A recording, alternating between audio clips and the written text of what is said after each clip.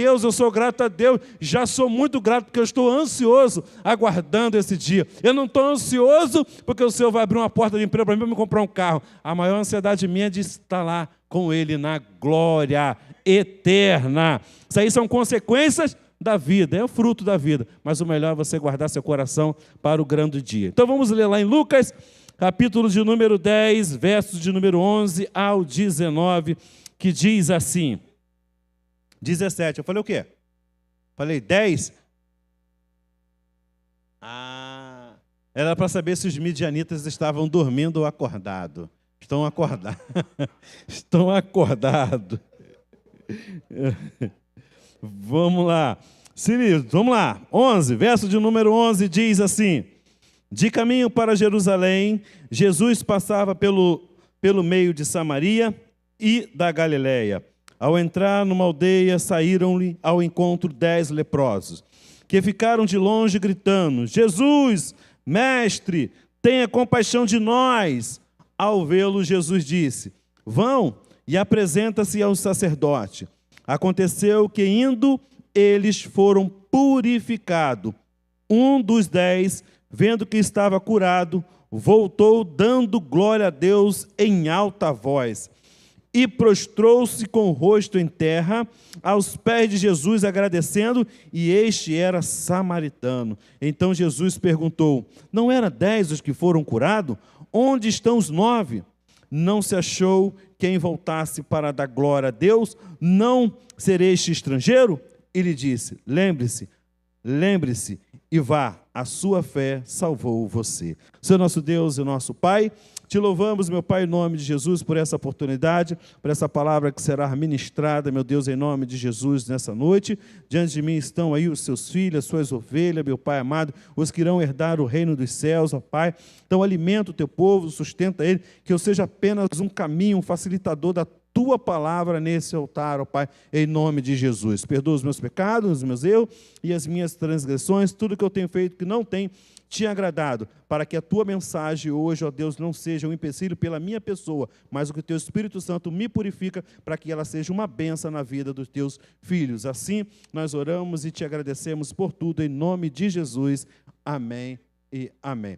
Essa palavra rápida que nós vamos ministrar hoje, fala hoje o culto de gratidão, e nós vemos a atitude desse homem que tomou-se uma posição de, depois de ter ali um encontro ali, Jesus saindo, passando ali por Samaria e pela Galileia, ele vai encontrar um grupo desses 10 homens leprosos. Lepra naquela época era considerada uma doença incurável, uma doença que não tinha cura.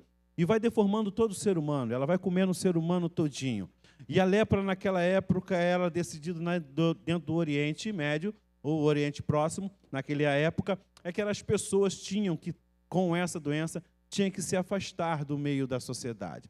Eles ficavam no vale e ficavam ali os leprosos, até que de tempo em tempo eles se apresentavam perante ao sacerdote. Dentro da tradição judaica ou israelita, o sacerdote era o médico na época. Depois, já no tempo de Jesus em diante, já no tempo do período da Babilônia, já se começaram a ter um pouquinho de aceitação a respeito dos médicos mesmo, de formação. Mas antes, o médico de formação para o povo de Israel era o sacerdote, o representante de Deus. Nós vemos isso dentro quando você estuda a sociologia da religião. Nós sabemos a respeito da circuncisão, né, que tem que cortar o crepúsculo do menino, mas dentro da sociologia da religião, ela já trabalha com uma concepção diferente, né? Aquilo dali era um método de higienização que Deus também assim se utilizava para preservar a saúde dos seus.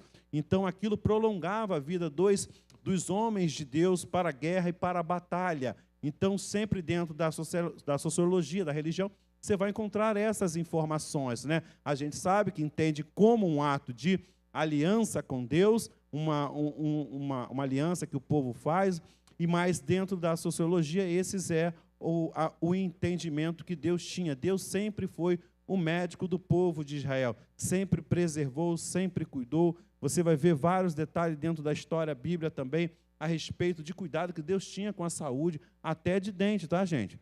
Eu vou dizer para você, se hoje você arranca dente hoje e acha isso dolorido, eu te digo que no tempo de Deus, arrancar dente não doía.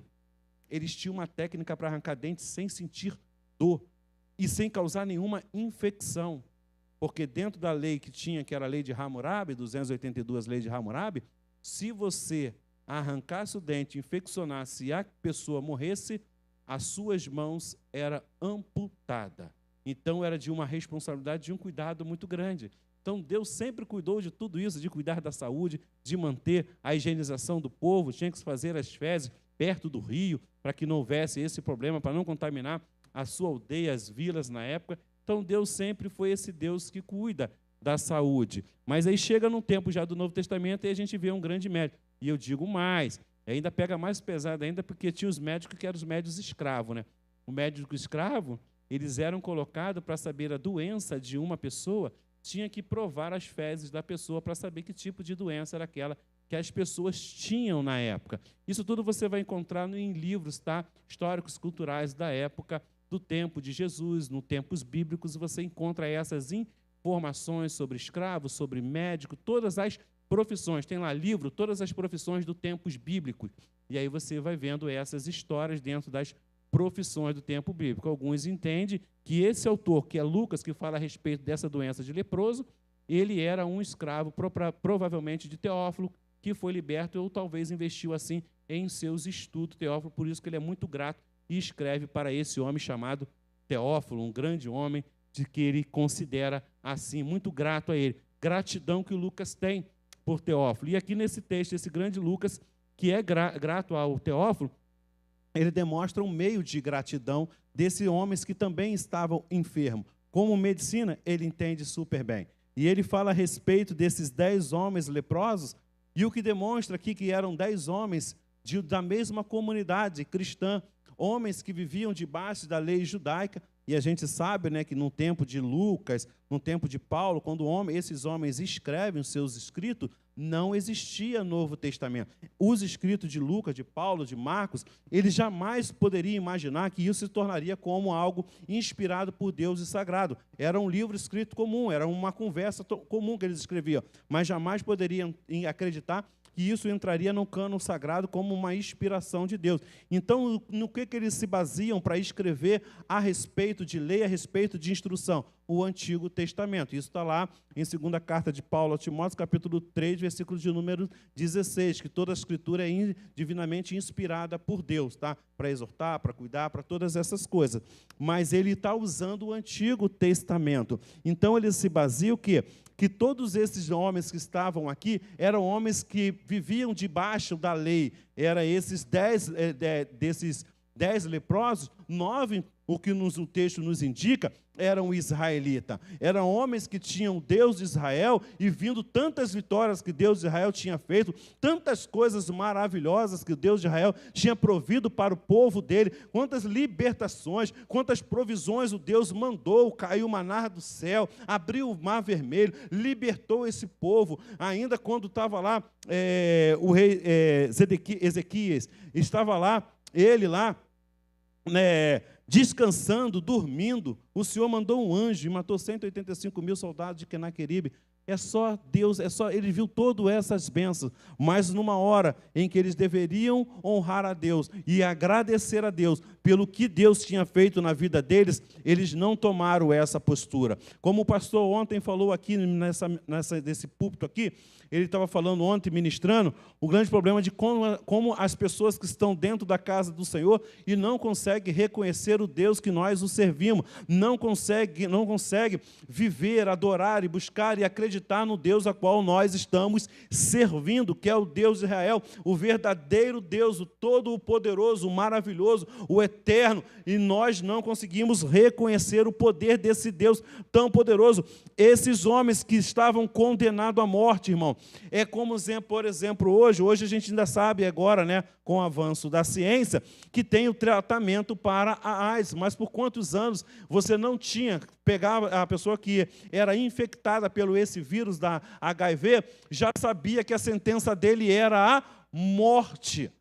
E aí você quando você sabe que a sentença da sua enfermidade é a morte, todo o seu projeto de vida é encerrado, paralisado. Tudo que você sonhou, tudo que você planejou, você sabe que aquilo já não tem mais como dar sentido, porque a tua hora, a qualquer momento, você pode vir a óbito. Esses homens ainda, e a pessoa que tinha HIV, na época, ela ainda tinha um conforto da família, tinha um apoio da família. Nós vimos isso na história do Cazuza, né, do poeta Cazuza aí.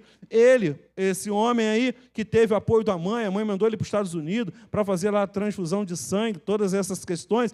O carinho teve o apoio da família. Naquela época, os leprosos viviam isolados. Descobriu que tinha lepra, a vida dele se encerrou, paralisou, estagnou, não tem mais projeto de vida.